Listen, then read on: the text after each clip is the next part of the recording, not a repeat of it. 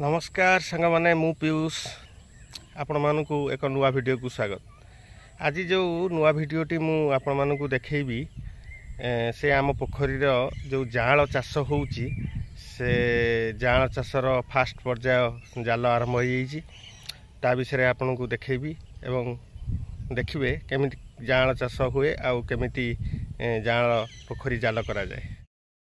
जाल पोखरी जाल आरंभ आपण मैंने देखुवे जाल धीरे धीरे कर टणा हो जाल पोखरी जेहेतु छोट माछ जाल को स्लोली टाणी टाणी धीरे धीरे पाखक अणा जाए। मुझे आगू को देखी माछर कौन ग्रोथ यहाँ गोटे स्पन पोखरी ए स्पन छड़ा होता मात्र 10 दिन है।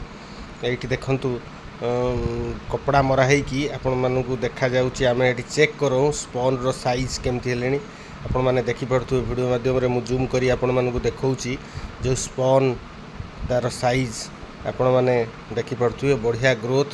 हाँ मात्र 10 डेज रो माछ अति सुंदर ग्रोथ होती।